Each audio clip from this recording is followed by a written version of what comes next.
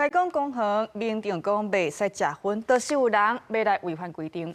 家己昨有一个查甫人伫咧公园囡仔佚佗的所在剥薰，有家长看到是甲伊藏，随后这个查甫人扇喙皮，佮用安全帽啊甲人牵。即马警察是甲这个查甫人依法上班，也卫生局嘛要针对伊违规食薰甲罚钱。 穿黑色顶衫，查甫人对穿卡其色短裤的家长扇喙皮，也摕安全帽拍对方，互这个家长起价一直发讲要报警察。跟他说啊，你要抽烟，那你这边很多小朋友，而且你可以去远一点的地方吗？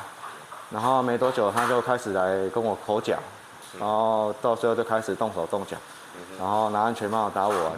这姓王的家长讲，伊23带囡仔到家己市，翻到公园佚佗，看到穿黑衫的姓朱的查甫人伫囡仔佚佗区食薰，甲伊讲去较远的所在食，继续互伊骂甲拍。警方接报了后，赶紧到现场阻止冲突，并且甲这姓朱的查甫人送回警察局。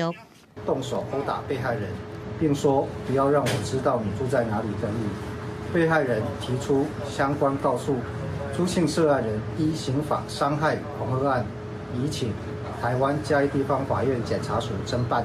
华乐高公园是卫生局有打广告禁止食薰的公园立地场所，全区禁止食薰消息伫网络传出了后，为少当地人接受，公园定定有人公开伫遐食薰。记者李时也伫现场看到有人食薰。你在一堆小朋友那边抽烟，谁看到谁都蛮生气。